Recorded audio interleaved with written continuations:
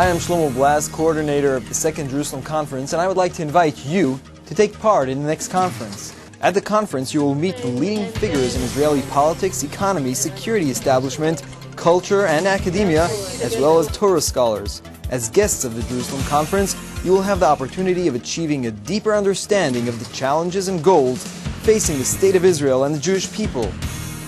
Finance Minister Benjamin Netanyahu and next Chief of Staff Dan Chalutz are going to be there. What about you?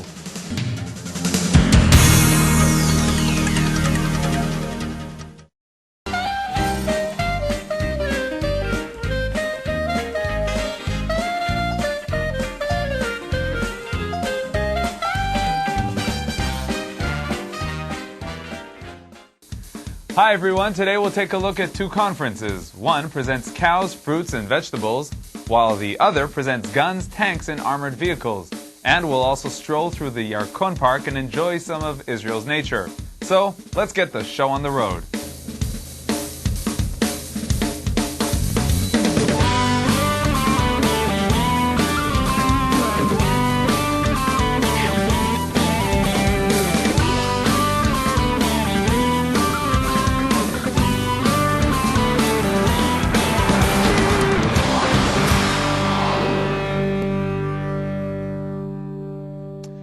Shalom and welcome to Israeli Salad. This week's program, by the way, is our 80th program broadcast on our website.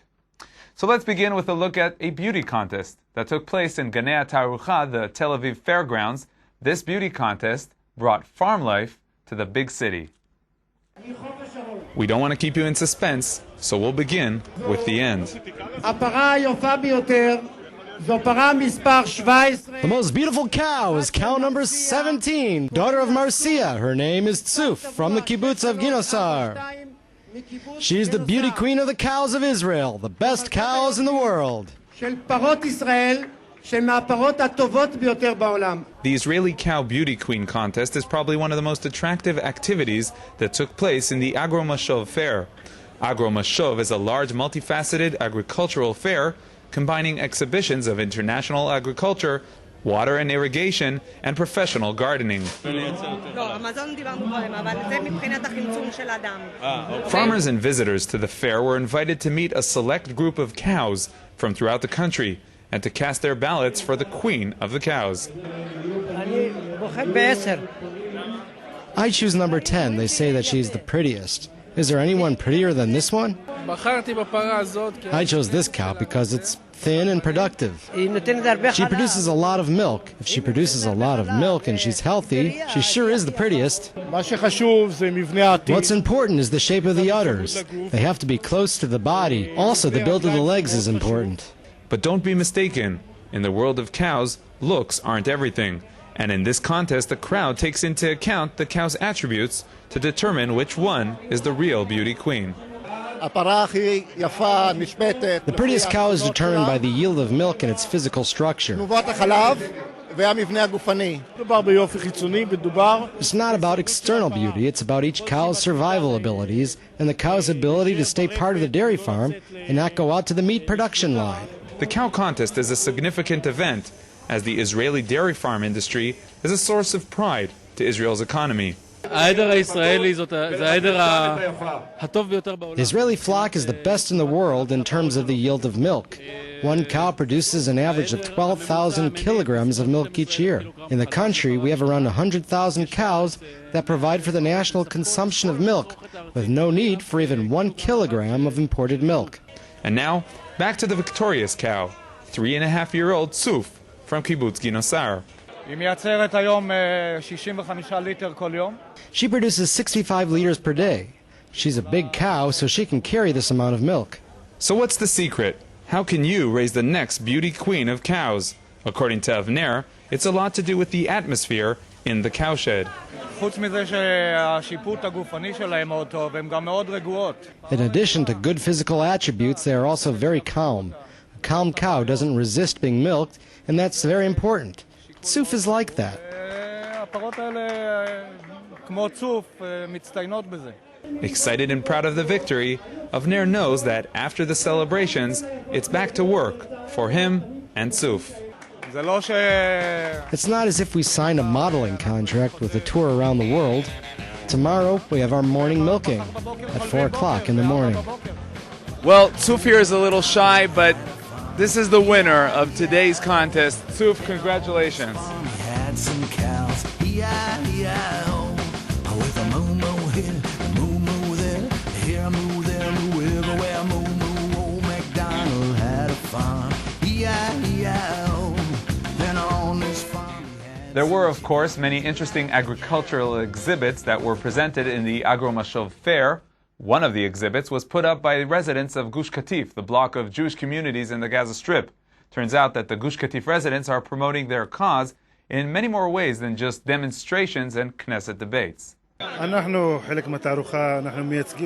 We're here as part of the fair, representing the products produced in Gush Katif. Half of the organic export of Israel comes from Gush Katif. We also explain about our struggle, so that as many people as possible know about our struggle.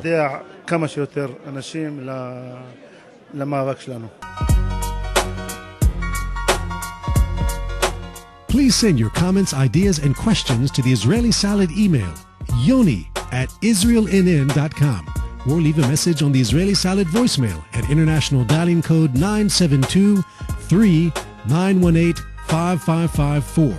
That's 972-3918-5554.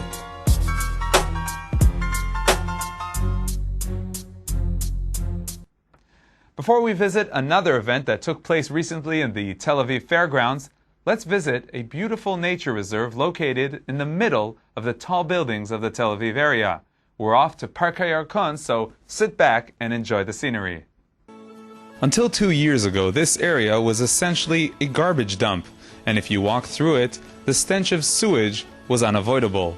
Today, this area has become one of the main attractions in the Yarkon Park of Tel Aviv. This ancient flour mill complex is known as 7 Mills.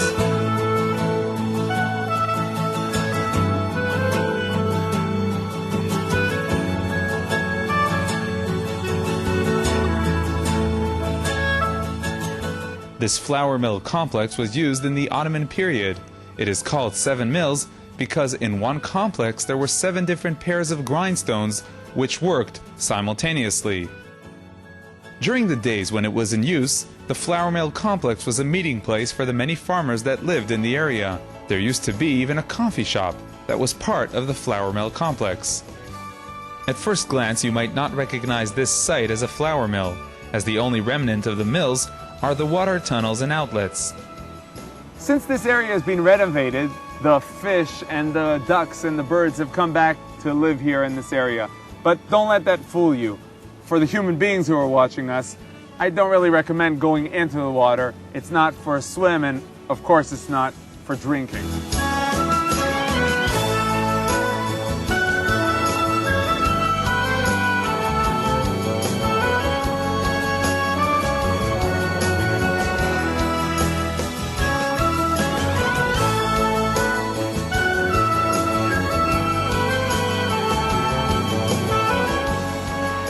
As we said, there are many attractions here in the Yarkon Park, and this flour mill area is only one of them. Not far away, we have the bird forest, which is called the bird forest because from above, from the bird's eyesight, it looks like a bird. In this forest, we have all different attractions for the family. There's a playground, and there's also a place for the mangal, which is barbecue in Hebrew.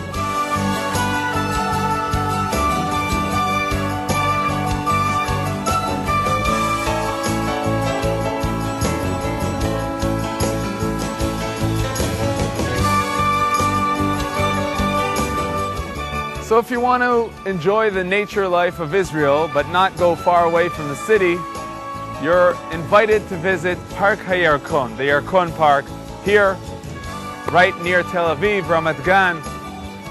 I have to go back to the studio now.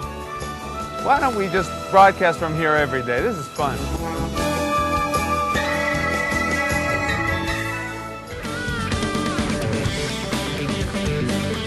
Be sure to visit the Israeli Salad website. On the Israeli Salad site, scroll through all the editions, see what topics were presented on each program, and simply click on the icon to watch your favorite program. Also, watch all our fantastic music videos featured right here on Israeli Salad. So be sure to click on www.israelnationaltv.com/salad.htm. That's www.israelnationaltv.com/salad.htm.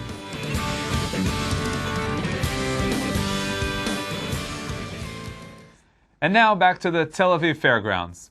LIC stands for Low Intensity Conflict. The limited confrontation or low intensity conflict is the most frequent type of confrontation which many countries are dealing with these days. Warfare and low intensity conflict requires the development of new and creative methods, plans of operation, policy, means, and strategic thinking. That's why Israel, who's been engaged in a war against terror for the past few years, has a lot to present in this field. The IDF Ground Forces Command held an international conference on the topic of warfare in low-intensity conflict.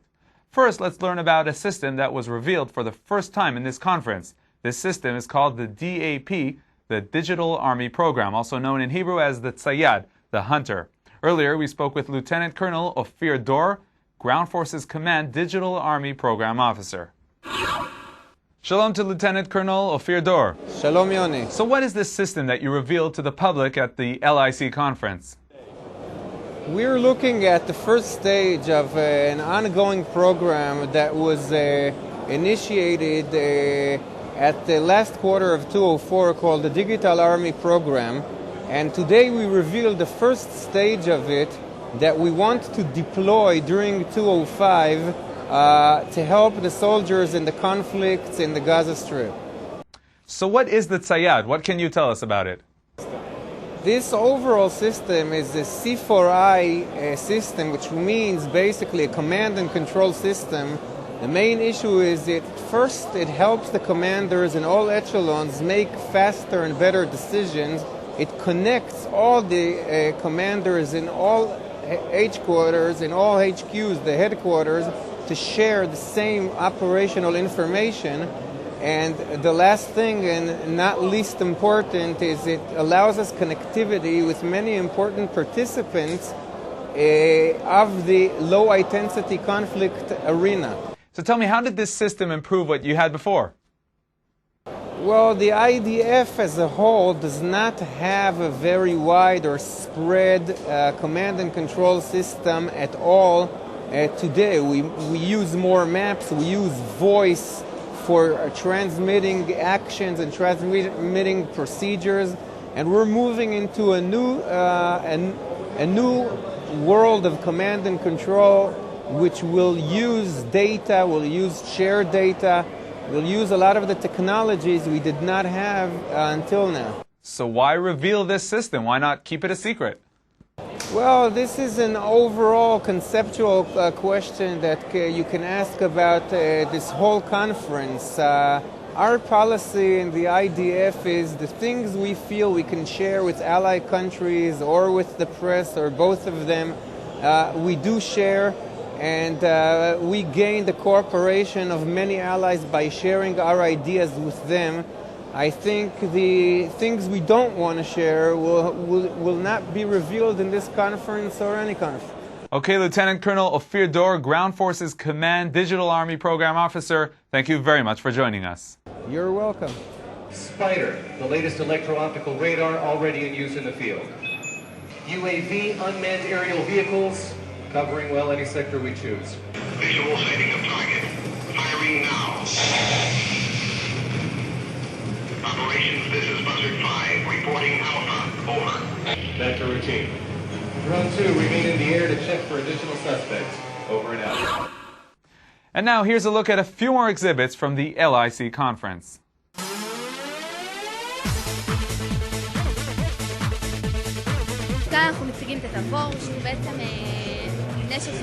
Here we're presenting the Tavor. It's a weapon developed in Israel.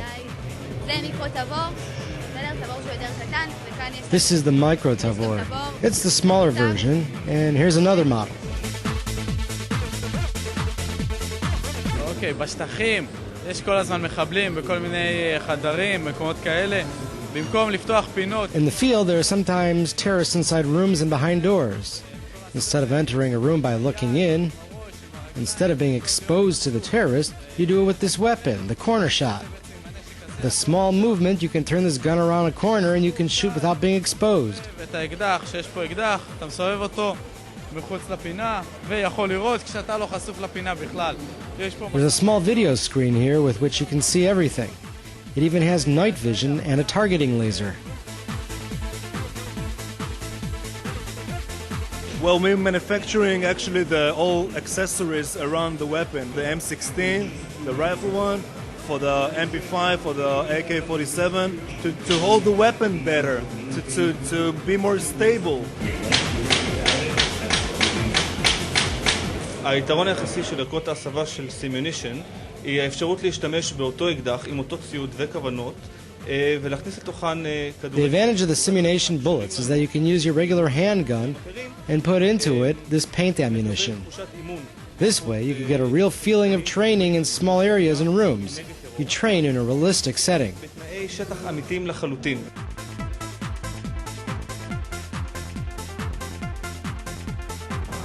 חלק בלתי נפרד מהעימות הנוכחי הוא דעת הקהל העולמי. אנחנו חייבים בעצם... An inseparable part of confrontation today is world opinion.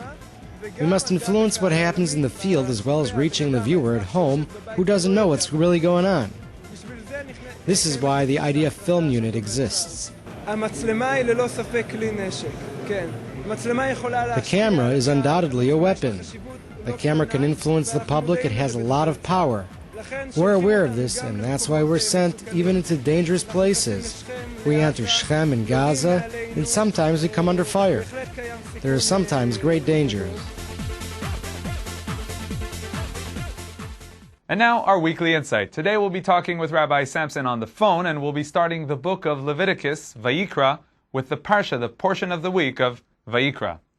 Shalom to Rabbi David Samson in Jerusalem. Shalom Yoni, shalom to all of our viewers. The first word of this Parsha, that which identifies the name of the book, is Vayikra, which means, and he called. The word Vayikra here contains an unusually small letter Aleph, the last letter of the word. Why is that?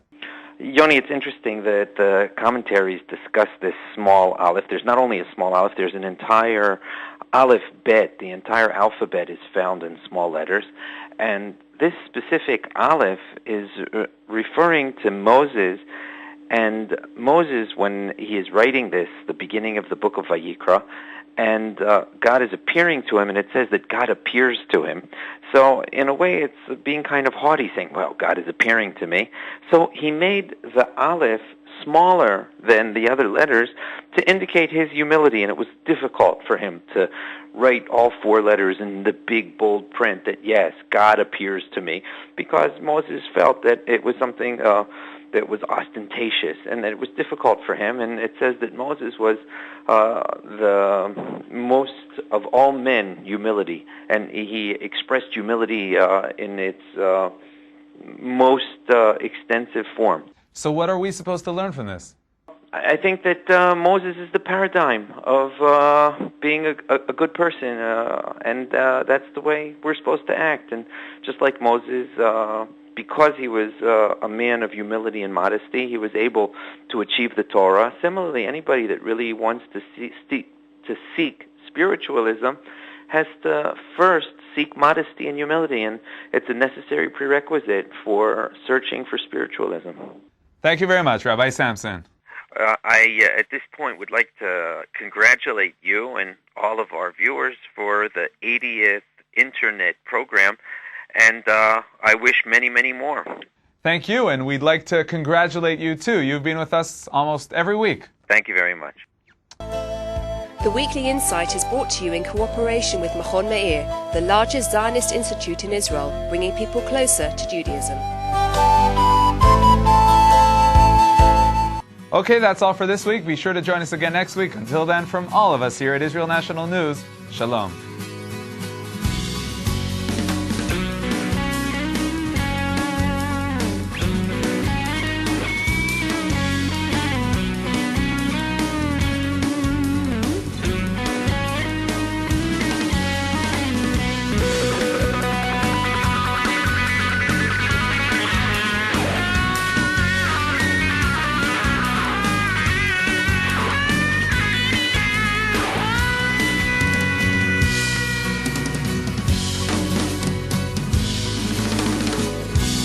Thank you.